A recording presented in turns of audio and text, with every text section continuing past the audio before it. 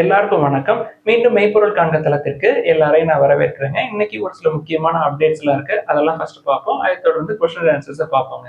First update அப்படின்னு எடுத்துக்கிட்டோம்னா, தீபாவளிக்கு முன்னாடி ஜிஎஸ்டியில் ஒரு சில மாற்றங்கள்லாம் கொண்டு வரப்படும். ஜிஎஸ்டி வந்து குறைக்கப்படும் அப்படின்னு சொல்லி அரசு தரப்புல தெரிவிச்சிருந்தாங்க இல்லையா?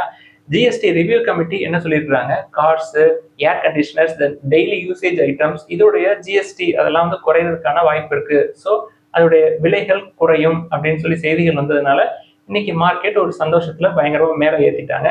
குறிப்பா auto stocks, Hero Motor Corp இன்னைக்கு 8% பக்கமா up. Other auto stocks Mahindra and Mahindra, Tata மோட்டர்ஸோட ஒரு 2% அப்புங்க. தென் வோல்டாஸ் எடுத்துக்கிட்டோம்னா அது ஒரு 4 to 5% பக்கமா ஏறி இருந்துச்சு. ஸோ இந்த ரேலியை பொறுத்த வரைக்கும் இந்த அப்டேட்ஸ்க்கு ரியாக்ட் பண்ணியிருக்குங்க. லாங் டேர்ம்ல பெர்ஃபார்மன்ஸ் தான் பார்க்கும் எப்பொழுதுமே மார்க்கெட்டு. என்னை பொறுத்த வரைக்கும் இந்த ஜிஎஸ்டியில வரி குறைப்பு அப்படின்றது இன்சூரன்ஸ் செக்டர் தாங்க நான் எப்பொழுதுமே எதிர்பார்ப்பேன். குறிப்பா health insurance and term insurance. ரொம்ப முக்கியமா 60 வயசுக்கு மேல உள்ளவங்களுக்கு சீனியர் சிட்டிசன்ஸ்க்கான ஹெல்த் இன்சூரன்ஸ் அதுக்கு வந்து ஜிஎஸ்டி இருக்கு இல்லையா, அதை வந்து குறைச்சா நல்லா இருக்கும். தென் இந்தியாவை பொறுத்த வரைக்கும் பெட்ரோல் அண்ட் டீசல் கன்சப்ஷன் அப்படின்றது ரொம்ப அதிகம் இல்லையா? ஸோ லார்ஜ் மாஸ் ஆஃப் பீப்புளுக்கு பெனிஃபிட்ஸ் போய் சேரணும் அப்படின்னா இந்த பெட்ரோல் டீசல்லாம் ஜிஎஸ்டிக்குள்ள கொண்டு வந்தாங்க அப்படின்னா இன்னும் பெட்ரோல் டீசல் பிரைஸ் குறையிறதுக்கான வாய்ப்புகள் இருக்கும். தென் பெனிஃபிட் அப்படின்னு பார்த்தோம்னா டைரக்டாவே காமன் மேனுக்கு போய் சேர்ந்துருங்க. அடுத்த ஃபினான்ஷியல் 25 எடுத்துக்கிட்டோம்னா கஸ்டமர்ஸ் வந்து பேங்க்ல நிறைய கம்ப்ளைண்ட் வந்து ரிஜிஸ்டர் பண்ணியிருப்பாங்க இல்லையா, அந்த வரிசையில அதிகமான கம்ப்ளைண்ட்ஸ் வந்து எதில் ரிஜிஸ்டர் பண்ணியிருக்காங்க, யாருக்கு அதிகமான கம்ப்ளைண்ட்ஸ் போயிருக்கு அப்படின்னா ஓவராலா எடுத்துக்கிட்டோம் அப்படின்னா ஸ்டேட் பேங்க் ஆஃப் இந்தியா தான் ஃபர்ஸ்ட் இருக்கு அப்படின்னு சொல்லி ஒரு ரிப்போர்ட் சொல்லுங்க. பிரைவேட் செக்டர் பேங்க் அப்படின்னு எடுத்துக்கிட்டோம்னா தனியா ஆக்சிஸ் பேங்க்கு நிறைய கம்ப்ளைண்ட்ஸ் வந்து ரிஜிஸ்டர் ஆயிருக்கு. அவங்களோட ஆப்ரேஷன்ஸ், அவங்களோட சர்வீஸ் ரெக்வஸ்ட் எல்லாத்தையும் சேர்த்து போட்டுருக்காங்க.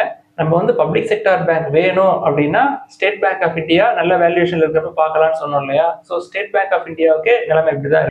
அடுத்து directorate general of trade remedies என்ன பண்ணியிருக்காங்க, ஸ்டீல் இம்போர்ட் பண்றோம் இல்லையா, அதுக்கு சேஃப்கார்ட் டியூட்டி போடலாமா நெக்ஸ்ட் 3 இயர்ஸ்க்கு அப்படின்னு சொல்லி ப்ரப்போஸ் பண்ணியிருக்காங்க. இந்தியாவை பொறுத்த வரைக்கும் அதிகமாக ஸ்டீல் இம்போர்ட் எங்கேருந்து வரும் அப்படின்னா வியட்நாம், சைனா, தென் நேபாள். நேபாளை கம்பேர் பண்ணுறப்ப சைனாலையும் வியட்நாம்ல இருந்து அதிகமாக வருங்க.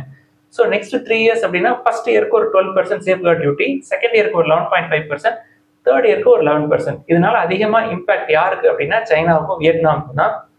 அடுத்து ஆட்டோ செக்மெண்ட் எடுத்துக்கிட்டோம்னா இந்தியாவை பொறுத்த வரைக்கும் டிமாண்ட் வந்து இன்னுமே வீக்காக தான் இருக்கு எக்ஸப்ட் டிராக்டர்ஸ் அப்படின்னு சொல்லியிருக்காங்க.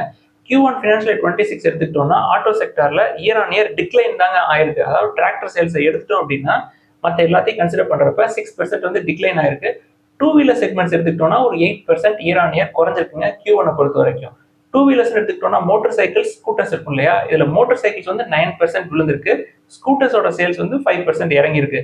கமர்ஷியல் வெஹிக்கிள்ஸ், பேசஞ்சர் வெஹிக்கிள்ஸ் எடுத்துக்கிட்டோம்னா ரெண்டுமே 1% வந்து ஈச் இறங்கியிருக்குங்க year on year sales. Tractors 9% year on year grow ஆயிருக்கு. அதே மாதிரி Q1 ஃபினான்ஷியல் 26 ரிசல்ட்ஸ் எடுத்துக்கிட்டோம்னா நிறைய லிஸ்டட் கம்பெனிஸோட ரெவன்யூ க்ரோத் அப்படின்றது சிங்கிள் டிஜிட் க்ரோத்தா தான் இருக்கு. குறிப்பா கம்பெனிஸோட other income, then one time gain இதெல்லாம் எடுத்துட்டோம் அப்படின்னா நிறைய companies single digit revenue growth தான் காட்டியிருக்காங்க அப்படின்னு சொல்றாங்க. அடுத்து ஃபெடரல் பேங்க் எடுத்துக்கிட்டோம்னா ஷேர் ஹோல்டர்ஸ்க்கு டிவைடட் அனௌன்ஸ் பண்ணியிருந்தாங்க. ஒரு ஷேருக்கு ₹1 டிவைடட். கம்பெனி வந்து அதுக்கான ரெக்கார்ட் டேட்டா ஃபிக்ஸ் பண்ணியிருக்காங்க ஆகஸ்ட் 22, 2025. அடுத்து பஜாஜ் ஆட்டோ எடுத்துக்கிட்டோம்னா ஜூலைல சேத்தக்கோட ப்ரொடக்ஷன் வந்து 47% விழுந்திருக்கு அப்படின்னு சொல்றாங்க. என்ன காரணம் அப்படின்னா இந்த ரேர் எர்த் மேக்னட்ஸ் இருக்கு இல்லையா, அதோட ஷார்டேஜ் வந்து இந்த ப்ரொடக்ஷன் ஃபால்க்கு முக்கியமான காரணமா இருந்திருக்குங்க. அடுத்து கிளப் மஹேந்திரா எடுத்துக்கிட்டோம்னா கம்பெனியோட மேலிடம் என்ன சொல்றாங்க, ஃபினான்ஷியல் 30க்குள்ள நம்பர் ஆஃப் ரூம்ஸ் அப்படின்றது 10,000 நாங்க அட்டைன் பண்ணிடுவோம் அப்படின்னு சொல்றாங்க. ஃபினான்ஷியல் 26 பொறுத்த வரைக்கும் நாங்க 1000 ரூம்ஸ் நாங்க ஆட் பண்ணுவோம் அப்படின்னு சொல்லியிருக்காங்க.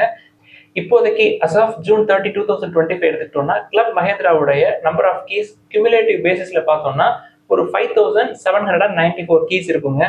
அடுத்து கோட்ரேஜ் ப்ராப்பர்ட்டிஸ் எடுத்துக்கிட்டோம்னா ஜூன் குவார்டரோட முடிவுல கம்பெனியோட கடன் அப்படின்றது 42% ஏறி இருக்குங்க. அதாவது ஜூன் குவார்டருக்கு முன்னாடி டெட் டு ஈக்விட்டி வந்து ஸோ கம்பெனியை பொறுத்த வரைக்கும் எதுக்கு கடன் வாங்குவாங்க, அவங்களோட பிசினஸை எக்ஸ்பேண்ட் பண்றதுக்கு தான். கோட்ரேஜ் ப்ராப்பர்ட்டிஸை பொறுத்த வரைக்கும் ஸ்ட்ராங் ஹவுசிங் டிமாண்ட் இருக்கு, அதனால நாங்கள் கடன் வாங்கியிருக்கோம் அப்படின்ற மாதிரி சொல்லியிருக்காங்க. Q1 ஃபினான்ஷியல் 26 மட்டும் ஒரு 5 லேண்ட் பார்சல்ஸ் வந்து அக்வயர் பண்ணியிருக்காங்க, மும்பை, பூனே, பெங்களூர், பானிபட். ஸோ இந்த அக்வயர் பண்ண லேண்ட் மூலமா அவங்களுக்கு ரெவன்யூ பொட்டன்ஷியல் அப்படின்றது ஒரு 11,500 crores கிடைக்கும் அப்படின்னு கம்பெனி நம்புறாங்க. Q1 ஃபினான்ஷியல் 26 எடுத்துக்கிட்டோம்னா பெர்ஃபார்மன்ஸ் ப்ராஃபிட் வந்து 15% ஏறி இருக்குங்க இயர் ஆன் இயர், ரெவன்யூ கொஞ்சம் குறைஞ்சிருக்கு. காட்ரேஜ் ப்ராப்பர்ட்டிஸோட கன்சிடரேஷன் அப்படின்னு எடுத்துக்கிட்டோம்னா 40 டைம்ஸ் ஏர்னிங்ஸ் இருக்குங்க. நல்ல நிறுவனம் 30 டைம்ஸ்க்கு கீழே வந்தா நம்ம அதை பார்ப்போம். அடுத்த டரன் குரூப் என்ன பண்ணியிருக்காங்க, உத்தரப்பிரதேஷ்ல கிரீன் ஹைட்ரஜன் பிளான்ட் வந்து இனாகிரேட் பண்ணியிருக்காங்க. கம்பெனியோட திட்டம் என்ன அப்படின்னா கிரீன் ஹைட்ரஜனை நேச்சுரல் கேஸோட பிளெண்ட் பண்ணி ஹோம் அண்ட் இண்டஸ்ட்ரியல் அப்ளிகேஷன்ஸ்க்காக சிஎன்ஜி சப்ளை பண்றது தாங்க. டொரண்ட் குரூப்பை பொறுத்த வரைக்கும் இந்த திட்டத்துல டொரண்ட் பவர், டொரண்ட் கேஸ் ரெண்டு பேருமே ஜாயிண்ட் வெஞ்சர் போட்டு இதை வந்து எக்ஸிக்யூட் பண்ற மாதிரி தெரியுதுங்க. இப்போ இவங்க இனாகிரேட் பண்ற ஃபெசிலிட்டியில ஆனுவல் ப்ரொடக்ஷன் கெப்பாசிட்டி அப்படின்றது 72,000 டன்ஸ் இருக்கும் ஒரு வருஷத்துக்கு அப்படின்னு சொல்றாங்க. டொரண்ட் பவரை பொறுத்த வரைக்கும் 24 டைம்ஸ் ஏர்னிங்ஸ்ங்க. நல்ல வேல்யூவேஷன்ல தான் இருக்கும். என்ன ஒரே ஒரு ரிஸ்க் அப்படின்னா டெட் டு ஈக்விட்டி இருக்கும். அடுத்து எஃப்எம்சிஜி செக்மெண்ட் எடுத்துக்கிட்டோம்னா நாசா கன்சியூமருடைய சிஇஓ வருண் அவர்கள் என்ன சொல்றாங்க, கன்சியூமர்ஸ் எல்லாமே நியூவர் அண்ட் ரீஜனல் பிராண்ட்ஸுக்கு ஷிஃப்ட் ஆகுறாங்க.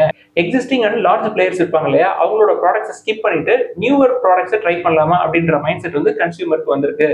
பெரும்பாலும் கன்சியூமர்ஸ் வந்து லோக்கல் சப்ளையர்ஸ்க்கு அதிகமான ப்ரிஃபரன்ஸ் கொடுக்குறாங்க அப்படின்ற மாதிரி செய்திகளை தெரிவிச்சிருக்காருங்க. கன்சியூமர்ஸோட இந்த திங்கிங் அப்படின்றது திடீர்னு முளைச்சு வந்துடலாங்க. கோவிடுக்கு அப்புறமே கொஞ்சம் கொஞ்சமா இது வந்து எலிவேட்டட் லெவலுக்கு போக ஆரம்பிச்சிருச்சு.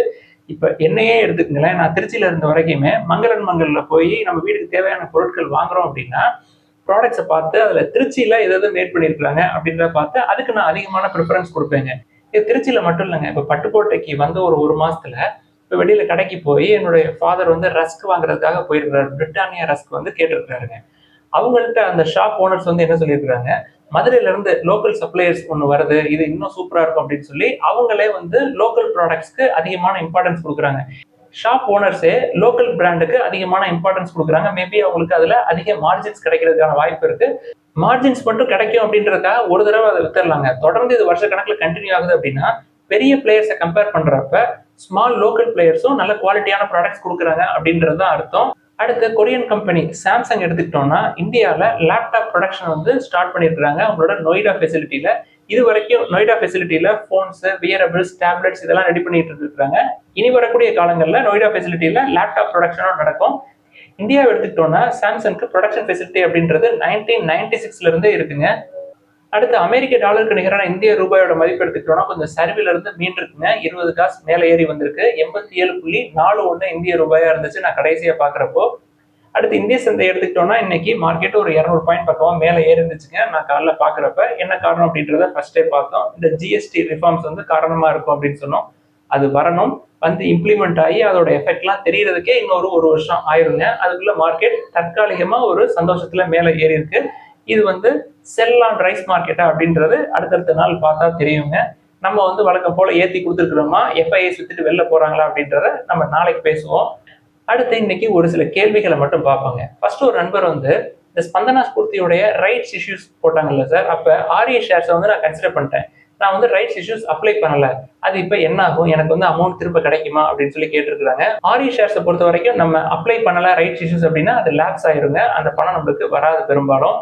அடுத்து எல்என்டி நீங்க எந்த ரேஞ்சில் சார் கன்சிடர் பண்ணுவீங்க அப்படின்னு சொல்லி கேட்குறாங்க. நான் என்ன கன்சிடர் பண்ண ஆரம்பிக்கலைங்க. கன்சிடர் பண்ணேன் அப்படின்னா இப்போ இருக்கிற ரேஞ்சிலே, அதாவது 31 டைம்ஸ் ஏர்னிங்ஸ்ல எல்என்டியை நான் கன்சிடர் பண்ணுவேன்.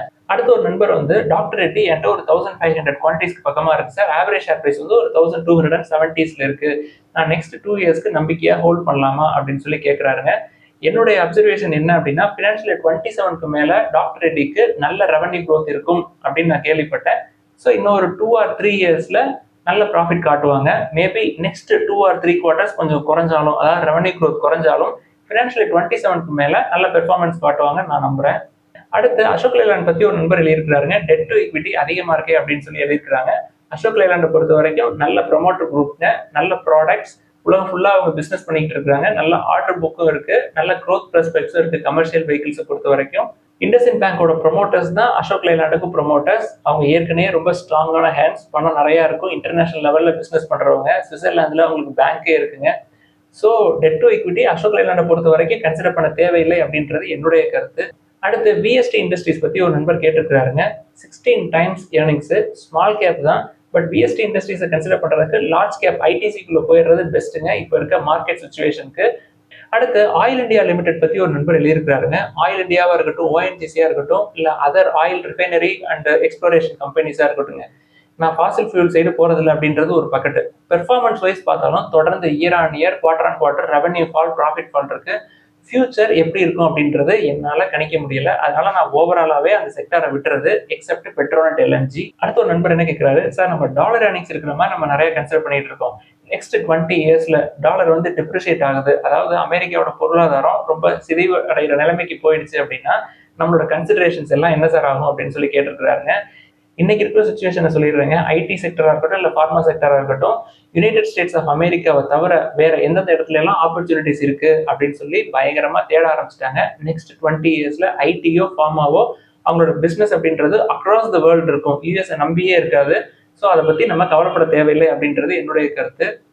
அடுத்து ஐடி செக்டரா பேங்கிங் செக்டரா எது வந்து பெஸ்ட் அப்படின்னு சொல்லி கேட்டிருக்காருங்க. நான் என்னுடைய வியூவை சொல்லிடுறேன். நான் ஒரு 100 ரூபாய் உள்ள போடுறேன் அப்படின்னா ஒரு 50% வந்து banking, financial services, NBFCs, gold loan companies, insurance இதுக்கு ஒதுக்கிடுவேன். தென் 25% தாங்க ஆட்டோ, ஐடி, ஃபார்மா, எனர்ஜி எல்லாத்துக்கும் சேர்த்து. Remaining 25% gold, bond. நான் வந்து எப்பொழுதுமே பேங்கிங், ஃபினான்ஷியல் சர்வீசஸ்க்கு தான் அதிகமான பெர்சன்டேஜ் அலாகேட் பண்ணுவேன். நண்பர் என்ன கேட்கிறாரு, டிசிஎஸ்ஆ, ஹெச்டிஎஃப்சியா, ஐசிஐசிஐ, ஆக்சிஸா இதுல எது பெஸ்ட் அப்படின்னு சொல்லி கேட்கிறாருங்க. ஹெச்டிஎஃப்சி, ஐசிஐசிஐ கம்பேர் பண்றப்ப ஆக்சிஸும் டிசிஎஸும் நல்ல வேல்யூவேஷன் இருக்கிற மாதிரி தெரியுது. ஆக்சிஸை பொறுத்த வரைக்கும் இன்னமும் கீழே வரும். 1.5 டைம்ஸ் புக்கை நம்ம எதிர்பார்க்கலாம். வந்தா உள்ள போலாமா வேணாமா அப்படின்றத அப்புறம் யோசிச்சுப்போம். டிசிஎஸ் இப்பயே கன்சிடர் பண்ற லெவல்ல தாங்க இருக்கு. விப்ரோ இருக்கிறதுனால டிசிஎஸ் நான் கன்சிடர் பண்றது இல்லை. இதெல்லாம் தான் இன்னைக்கு டிஸ்கஸ் பண்ணணும்னு நினைச்சோம். ஏதாவது சந்தேகங்கள், கேள்விகள் இருந்தா எல்லாத்தையும் எழுதுங்க. எல்லாருக்கும் நன்றி.